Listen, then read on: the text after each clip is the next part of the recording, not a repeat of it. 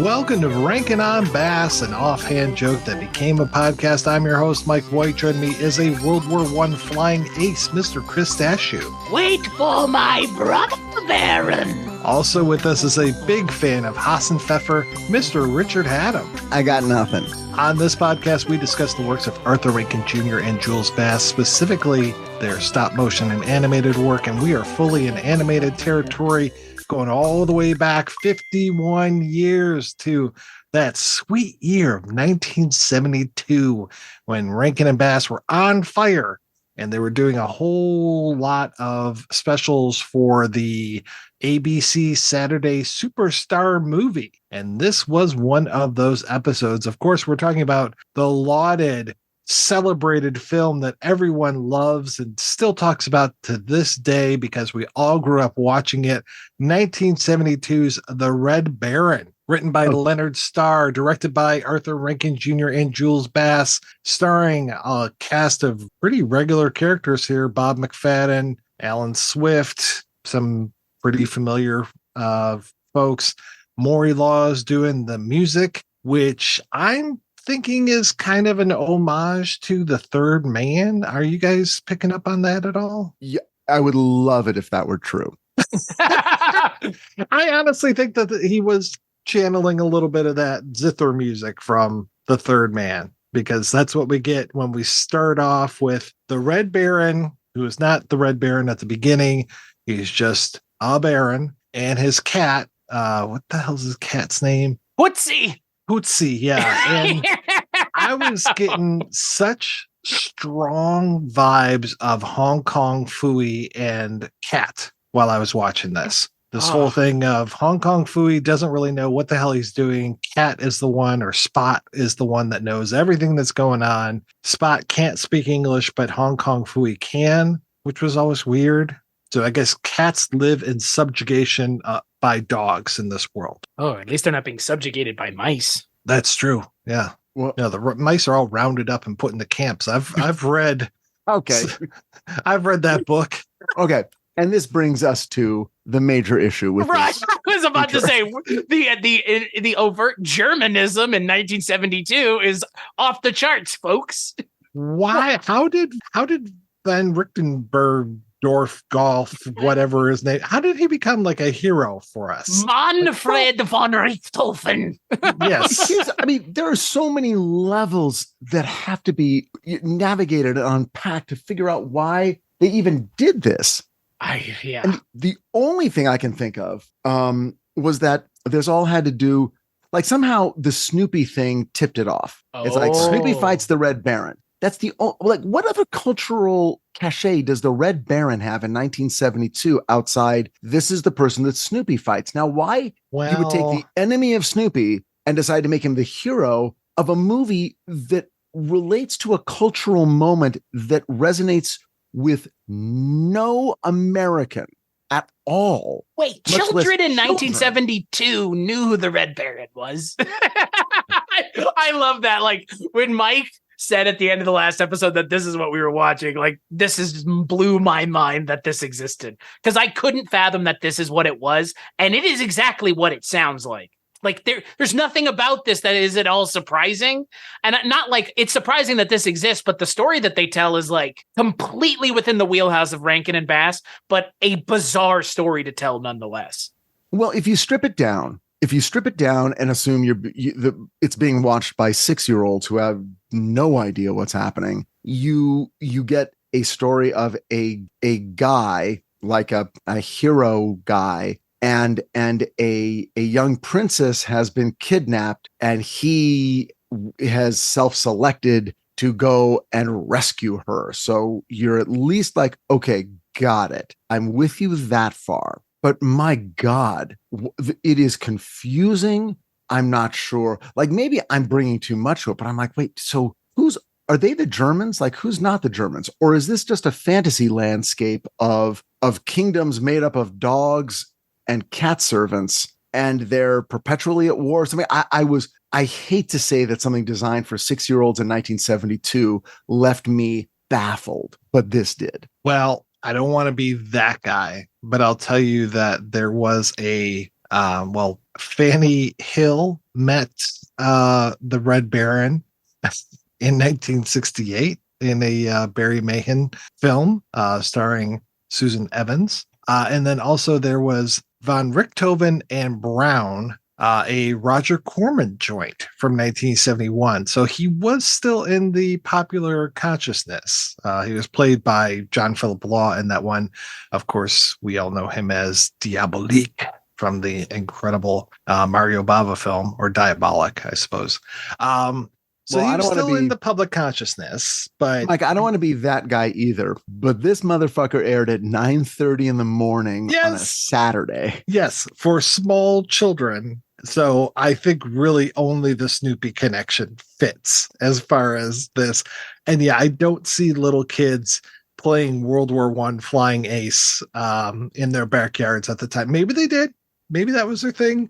Hey, let's all relive the glory days. Do you want us to dig foxholes? Damn straight. I want you to cross that Maginot line and take the anthill. Yeah, sure. Mustard gas and everything. Exactly. You guys want to get trench foot? Wow. Yeah, you guys have a lot of World War I Hey, man, it's the Great jargon War. at your fingertips. It was the Great War. It was- yeah. yeah. Did they all come back with shell shock? The ones that Yes. survived. What was that? What's the documentary called? Like they never grew old. Yeah, those The who shall not Children's grow Crusade. Old, yeah. I do like that that Snoopy was so influential on Rankin and Bass. Like, Yeah. I mean, and that's why it's dogs too, right? Like that's got to be why it's dogs. I'm very curious when that whole World War I flying ace thing happened with Snoopy and the Red Baron. Sorry, I forgot that there was also, this is so weird. In 1970, there was a Blake Edwards film with, of course, Julie Andrews called Darling Lily, where it talks about the Mata Hari story. So also a World War I film. This is so bizarre, as opposed to Mata Hari, which I think would have been better had they called her Mata Hari. Well, given what the reveal ends up being, Oh, good Lord. good God. And you know what? I think for me, the big issue with something like this is, I mean, the story is kind of its own issue and everything else. And the fact that it's kind of, again, just it arbitrarily exists for whatever reason. Like, I get why they were like, a Christmas thing. Kids are going to love this. The thing that weirds me out about this is the story of the Red Baron, like, all of the weird shit of it aside, like, it could have just been like anything. It could have been anything. And like the Red Baron thing just gives it this weird twinge of like halfway pseudo history, like informing it in a way that would have nothing informing it if it were just, I don't know, dogs and cats and planes. Like, that's not a great name, but why it's called the Red Baron is beyond me. Well, it really reminded me a lot of Wacky Races. Right.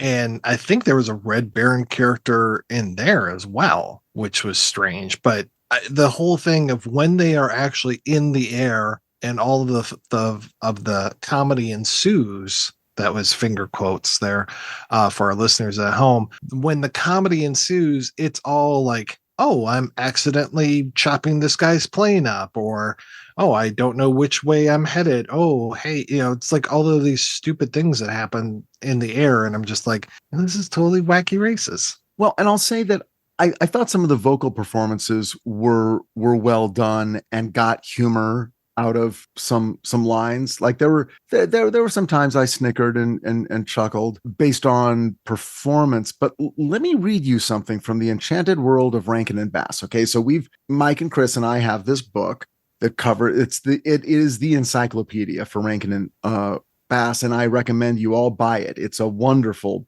beautiful book. If you like just Rudolph, get the book. If you like anything more than Rudolph, this book will be at your bedside at all times. But this special only gets one paragraph and it's wrong. An evil cat named Putzi abducts Pretzelheim's Princess Sophie, and that means war. Despite the sneers of Captain Von Zipper, the famed flying ace, Red Baron, decides to take to the skies again, but first he has to build a new airplane. Having accomplished this task, the daring dog leads his squadron to victory defeating the cat people and their cunning Katahari. Wow, What that's the like hell? so wrong. Wow.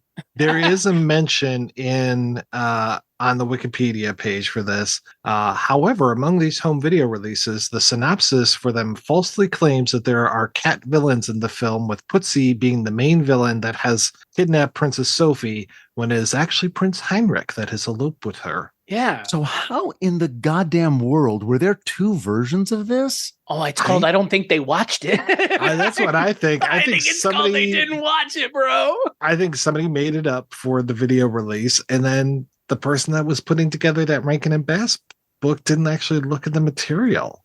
Oh my god! Which is weird. Book, I mean, I just want to see if this book came out at a time. Well, 2016, the internet existed in 2016. Am I correct? I can't really remember. A lot happened in 2016. There were a few things that happened then. Well, we do have to say that this is the most difficult one that we've had to find. Like, surprisingly, after how many years have we been doing the show? 3 years, 4 years, 5, 10, 20? 16. Yeah, it is. You've always been here, Mr. White. It's been 86 years. This was the toughest one. And there was a Twitch streamer who was streaming it, and you could see that video back, but I didn't really want to watch it with the guy hanging out, and I think he was making comments about it. And then there's some psychopath broke it up into 3 pieces and put it out on YouTube, but they're all in like this weird repeating order. Like the whole thing altogether was an hour and 20 minutes when the whole movie itself is an hour or less than. Yeah, that was weird trying to watch that. Okay, so here's what we know. Rankin and Bass made a deal to make 4 specials that were going to be Saturday morning specials that were called the ABC Saturday Superstar Movie. Okay. Red Baron, I think, was the first one. The second one is bizarrely fascinating. It was called That Girl in Wonderland. That's what we're watching next month. Are we really? Yes. Okay. I'm actually especially because I know you're a big fan of her. So I am. I know really you are into Marlo Thomas, and I don't know if it's because I'm Lebanese and she's Lebanese, but I thought she liked men. Okay. Now I know we're in July and it's no longer Pride Month, but Jesus. Sorry, you said she was Lebanese. I really thought that she was hetero. I thought you were American. She's a thespian. Oh, okay. My point is this. Does that mean she lisps when she talks? That's right. I'm excited about that girl. I think I've made that clear. But I don't know what we've got coming up, but I'm looking through this book. Could we please do the Jackson 5 and or the Osmonds? Come on. You're going to tell me we do this podcast and we're not going to do Jackson 5 and or the Osmonds? Well, I think not next month, when we will talk about That Girl in Wonderland, which does sound absolutely bizarre. And that one easily available, findable on YouTube, the whole darn thing. At least right now, it's out there, very simple to find. But I think it's the following month where I have it earmarked as Coneheads and other animated films. Yeah, Coneheads, baby. So we can talk about our other animated TV shows. So we can talk about Jackson 5. We can talk about, what was the other one you mentioned? The Osmonds. I mean, look, Jackson 5 up here, Osmonds a little lower. Coneheads, I am morbidly interested in. Well, I feel like, because I remember the Jackson 5 show. Oh, I me remember too. the Osmond show. Well, because didn't the Jackson 5 show, I know for sure Archie had a dog that would like lead the band and stuff. Didn't they have a cute animal as well? Tito? No, he's a person. Please don't get us into trouble. That's one of the Jackson 5. Was Tito an animal? Really? Tito, that's where we're going to get crucified? That's where we're going to get canceled. Yeah. Yeah. Tito used to be on all of Melfar Superstars commercials. Well, a lot of them here in Detroit. Melfar of the Lions opened up a dealership. And he took on this persona of Melfar Superstar, where he wore a cape, and it was amazing special effects for local origin commercials. And at one point, Tito came on, and he was kind of his sidekick, which was amazing. Wow. Yeah, you get a lot of good stuff here in Detroit, guys. Oh, it's under television. Can I just point out that like how do I say this without being impolite? But this special does not deserve to be watched. You're correct. Right? Like I don't want to be mean, but by the end of it, I was just like, what was the actual fucking point of this? Like, and that's an unpleasant place to be in, folks. Like we talk about stuff all the time. I don't want to be put in a position where I'm like, I thoroughly did not enjoy myself watching this. And I'm not sure if watching just 45 minutes would have fixed it, but it is incomprehensibly fucking jumbled at times, to put it right. nicely. And look, in 2023, it is baffling why it was ever made. But watching it and putting yourself in a 1972 mindset, it is equally baffling why it was made. I can't imagine. Look, children like funny stuff and action, but they're not that. I don't think they're that whipped up about, oh, is the princess going to marry the right guy? Yeah. And that's what this is about. And it's long. It's just one of those weird, wrong-headed things that it feels like they did. I don't know. Again, it's like we got 4 specials for ABC. They're paying us X amount of a lot of money. Fine. Red Baron, that girl. Yeah, we know Danny Thomas. We did that Cricket on the Hearth thing with him. That's right. Call up Marlowe. Get her in on this. And it'll all be public domain. And God forbid I start, podcasting about this month, but for fuck's sake. Anyway, I'm looking forward to the Jackson 5. Concurrent with this, it was a series, 1971. Osmonds were 1972. I do believe a pet, a dog or something was probably involved in both of them because again, they thought, well, kids will like the music, but let's also put an animal in to kind of, if you don't know the stars, you can at least watch a funny, like Scooby-Doo. I mean, clearly that's the idea. They got a bunch of grown-ups, but there's a talking dog. Kids will love it. Go. I'm also equally kind of disappointed because looking at this ABC Saturday Superstar movie, like all of the things on there all feel of a piece. Because like they do have, Oliver and the Artful Dodger, which is a repro of Oliver Twist. But then they have, stuff like Willie Mays and the Say Hey Kid. Mm-hmm. And Gidget makes the wrong connection. That's not Rankin and Bass. But like it's weird to me that because like again like this is weird if you just go and look at what they were also putting together at the time. This is like the real standout even within all the other things that they were doing. And all the other things sound a lot more interesting than this too. This is like the least interesting sounding thing on that list because the banana splits in Hocus Pocus Park sounds pretty interesting comparative. Well, I tried to find the Willie Hayes and the Say Hey Kid. Yes, I tried my best to find that and have been completely unable to. Which is a shame because it has I take that back. I think I found it on eBay, but it was totally overpriced. So it was like, I can't bring myself to pay this. Which is a shame. And then we'd each have to get it somehow. And it's a shame because that has Paul Frees in it. That is like a sports thing, which we kind of haven't seen yet. I don't know. Like ultimately, when you have a story with talking dogs and cats, I kind of don't even understand why they had to anthropomorphize animals for this. Why not just do people? Why not just do animagic? Like it's a lot of the week because like I'm not saying it would have been better if it had been just a telling of the Red Baron story, but hear me out here. It might actually have been better if it had just been like leaning on that more and as opposed to like kiddying it up. Because it's also like very kiddied up too, so it makes it seem very just like I don't know more childish than it needs to be, given again the things that it was airing with. Yeah, guys, I'm not going to pay $74.99 for a VHS copy of Willie Mays and the Say Hey Kid. $74. Yes. Good night. No fucking way. I think what's more surprising is like something like that not having any sort of physical copy or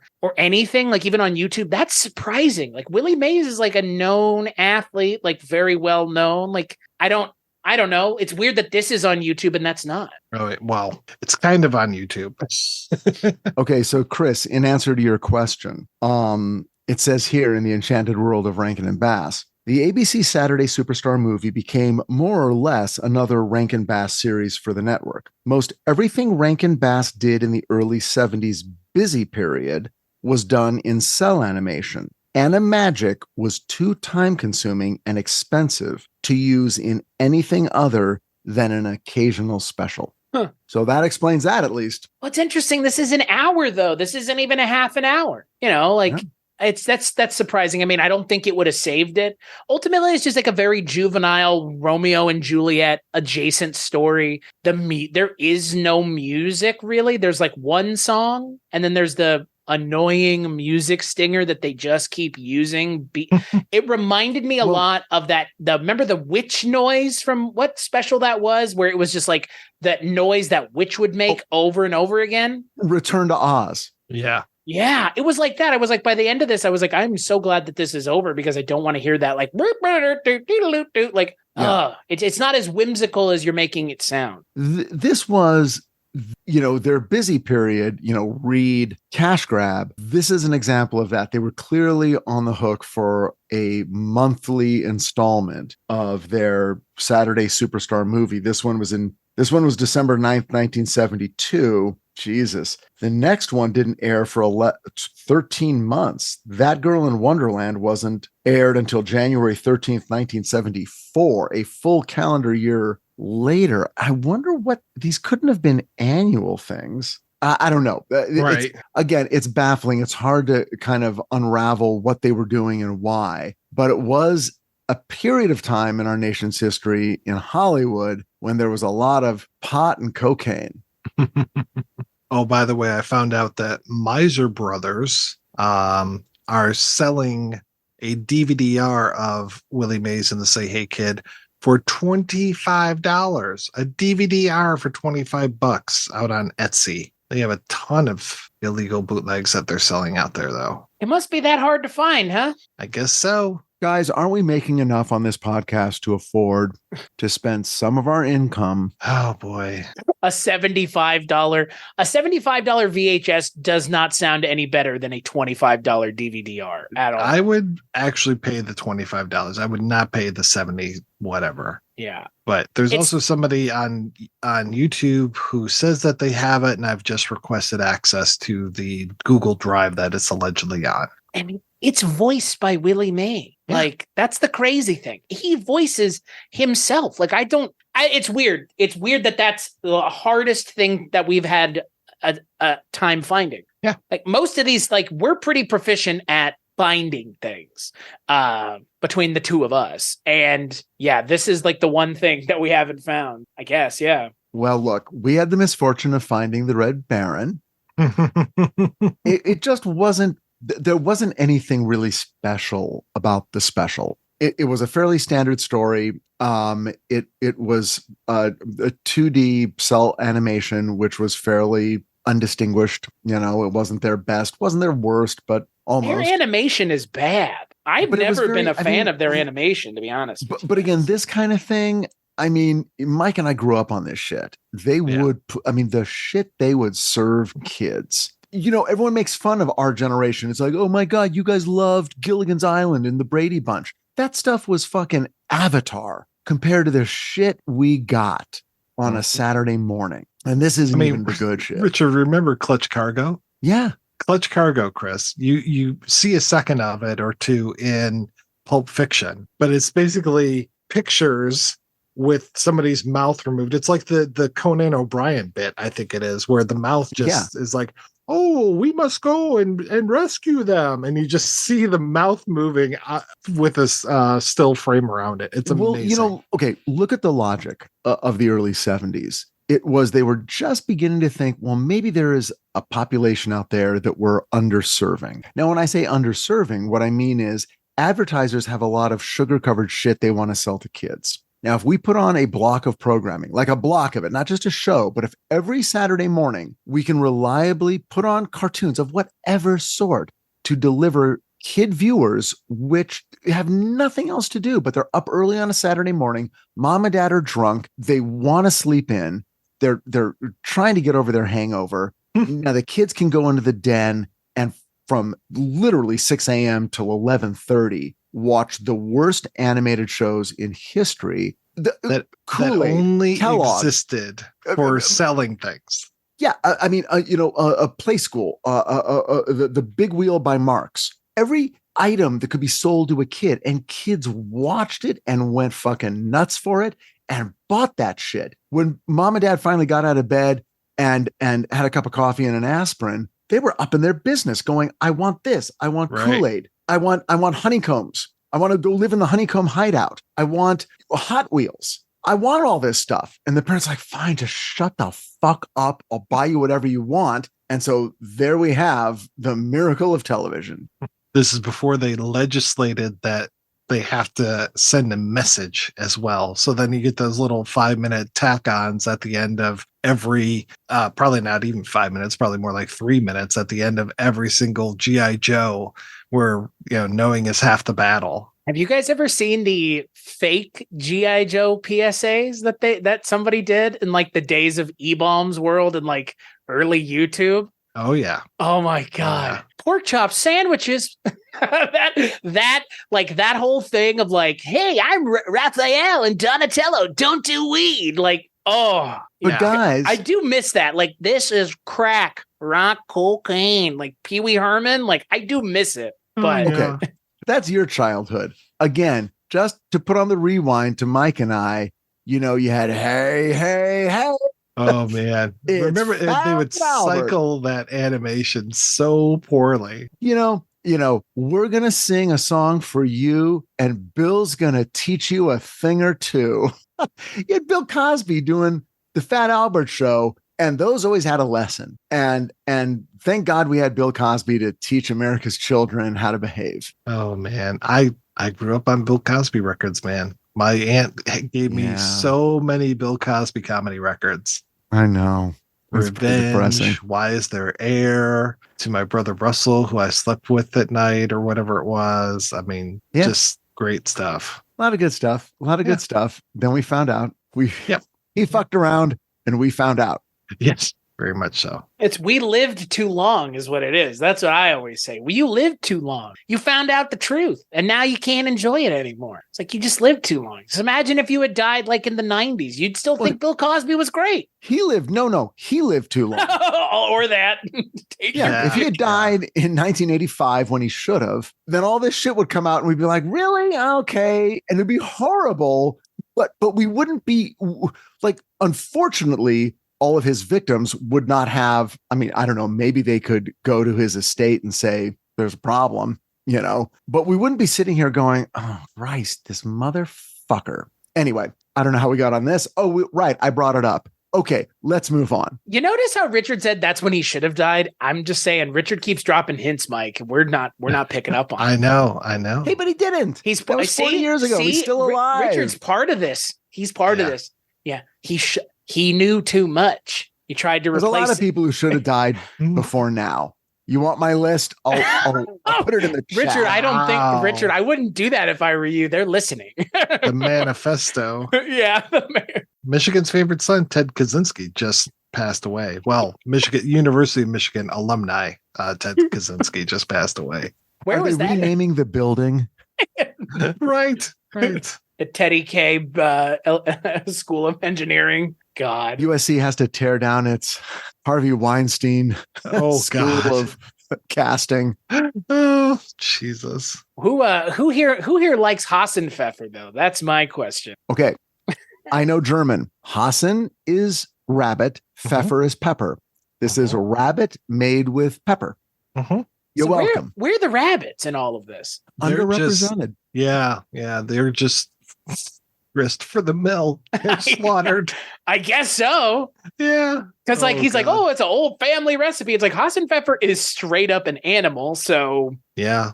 I mean, now let's see. It's just like how we decide that cows deserve to be murdered and eaten. I guess the dogs are just like, yeah, rabbits. They'll eat the rabbits. Well, it was the scene that we didn't see where they were flying over all the camps that had the rabbits in. Oh, right. Yeah. But here's the thing. I know that it became a large industry in Milwaukee because 1, 2, 3, 4, 5, 6, 7, 8 Schlemiel, Schlemazel, Haas and Pfeffer Incorporated. And Chris is staring at us. I know about Laverne and Shirley. I know about Squiggy.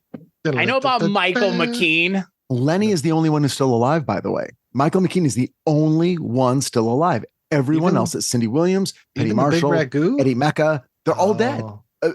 David L. Lander, dead. Gary Marshall, dead. They're all dead except for Michael McKean. Yeah. I'm just pointing that out. He's got that Clean gorilla living. blood in him. Mm-hmm. Again, Richard, he's lived long enough per what Richard has said. No, he's great. Nothing. Boy. Nothing will ever come out about Michael McKean.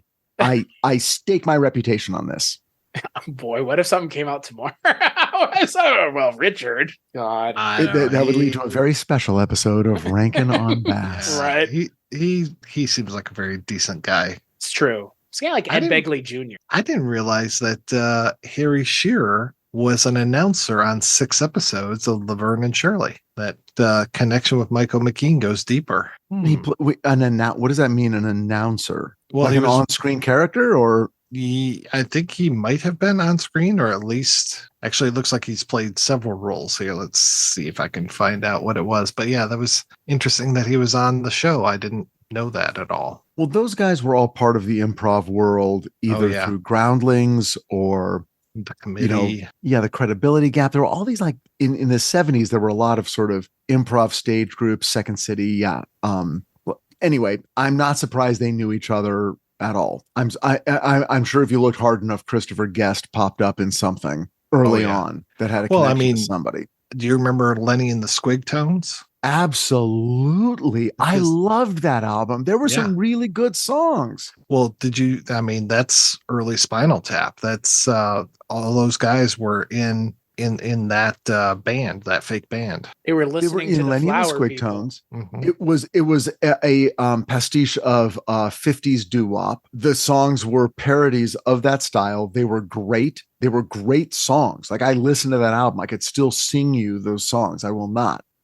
But it's like, well, as improv, aficionados and professionals, we have learned how to do musical improv. And that's part of what we do. And we're also performers and we're musicians. And so they gravitated toward each other. I mean, if you read those books, and there's books out there, you see how all these early people got together. It's fascinating. I know we're going far away from Red Baron, but believe me, listeners, that's where you want to be. Yeah, we really have not dealt at all with the Red Baron. But that's the thing. There's nothing to deal with. So you guys have mentioned this. How old would y'all have been in 71? -1. Okay. So Richard, you would have been the only one who would have theoretically seen this on TV, right? Theoretically. If you had seen this, because you know yourself, maybe you don't know your 6-year-old, 7-year-old self as well. Oh, I know my 6-year-old self. Oh my God. Right. Oh my God. Would you have liked this? Like, what would your reaction I would have killed been? myself. Oh, Jesus. News today breaking. Rankin and Bass has claimed another. There was a lot of things that made me want to kill myself when I was 6. This is one of them. I know I'm not making fun of suicide. I apologize, but I was a depressed kid. So it was not that far away from the truth. Oh, you're being serious. I would have watched something like this. I probably would have hated it, right? Yeah, but I would have sat there and just taken it, because that's what you're doing at that age. You're just like, anything animated, sure, I'll watch anything animated. Yeah, and that is the issue here, right? Like it's I'm trying to, like, I asked that question only because I'm trying to put myself in the position of someone that this was made for, and I have a hard time believing that if this were on, I would not be tempted to look away and do something else.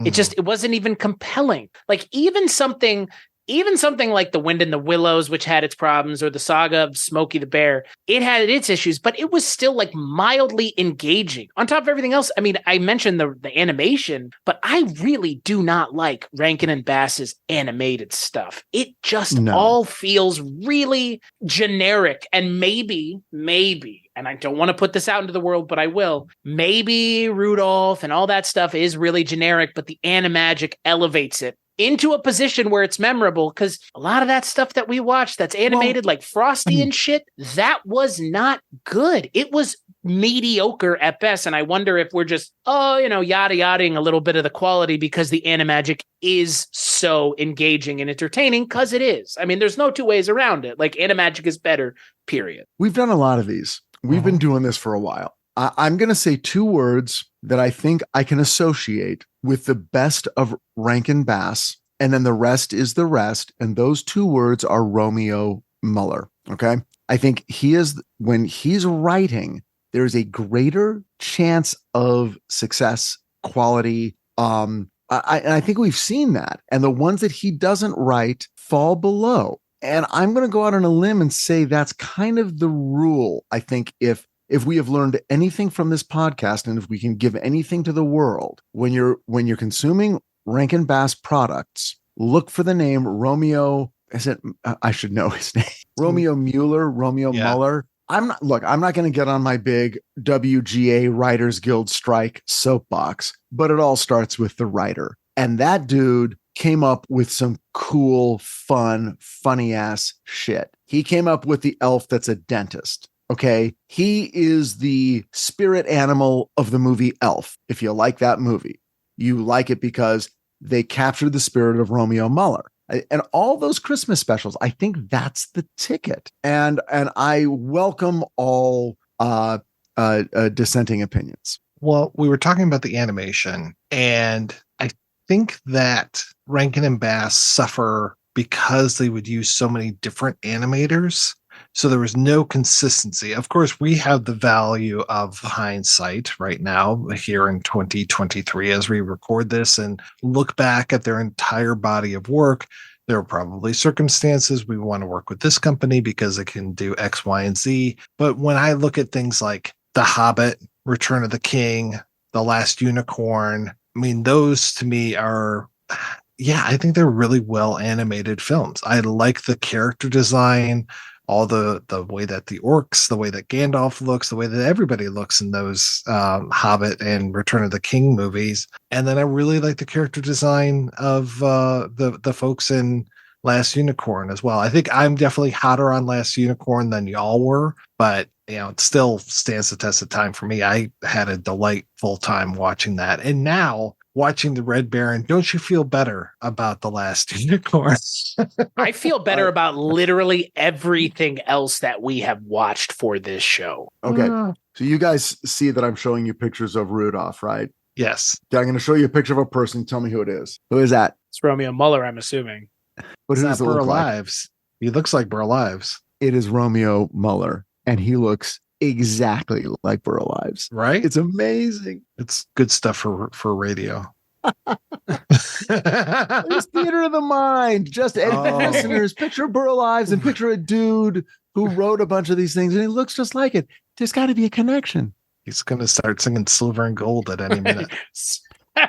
I'm telling you, it is never more than on July 6th, as we are recording this, that I just ache for Christmas so badly. Oh, don't you? No. Oh. I don't, in the context of Rankin and Bass, I don't ache for Halloween either, because the Halloween specials were up there for being pretty disappointing. This is bad. I think I was more disappointed because those were Halloween things. Like, I don't know, I ultimately, with this, it's meh, right? Like, I had no expectations with this, like Mad Monsters and stuff like that. I was super excited because it was a Halloween Rankin and Bass thing. This, it's okay, it's a Red Baron thing. Ultimately, who gives a shit? I don't know who's a fan of the Red Baron, I guess, is more what I'm getting at. Here's a thing for Halloween fans, and the Halloween specials of Rankin Bass are not as good as the Christmas ones, but the way kids watch TV now, the young people, they'll just put something on and they'll turn down the sound and it'll just be visual. I think that's the perfect way to watch Mad Monster Party and stuff like that, just because the visuals are so bizarre. But I think I said that all those years ago. I think I said if I went to a club and this was up on the wall, I'd be very happy. Yeah. Yeah, exactly. Just seriously, guys, as Halloween season starts, for many of us, it starts on Labor Day. Just put this one on, turn down the sound, turn out the lights, put on some weird lights in your house. You kids, you do your Molly, whatever it is you do, and enjoy yourself. Can't Just let believe it you're play. encouraging Just kids to do drugs. Oh my God, I'm scandalized. I don't know what you do. I don't know what they do now. They're smoking the CBD oil. Whatever you do, just do it. Enjoy yourself. But the Halloween but when it comes to the Christmas specials, God damn it, you turn the sound up and learn about theme. That's what Romeo Muller teaches us. Out. I'm out. Wow. He mic dropped. Richard, come back. All right, I'm still here. All right. Don't worry. Oh, boy. You can't get rid of me that easy. Yes. So what are we doing next time? I guess we're done. What the fuck, Richard? Richard, didn't you remember what happened last time when I did that? No, I actually don't. I haven't listened to The World of Danny Kaye yet. Well, you wouldn't hear it in there either. Thanks, everybody, for tuning in. I want to thank Abby Stabby for our artwork, as well as the Great Octopus for our theme music. Be sure to subscribe to us on your favorite podcast platform. Don't make it Stitcher. They're going away pretty soon. We'll be back next month with a look at Rankin and Bass's 1973 animated special, just for you, Richard, That Girl in Wonderland. Until then, be sure to rate and review the podcast wherever you get it. Tell your friends, tell your family, and please stay weird.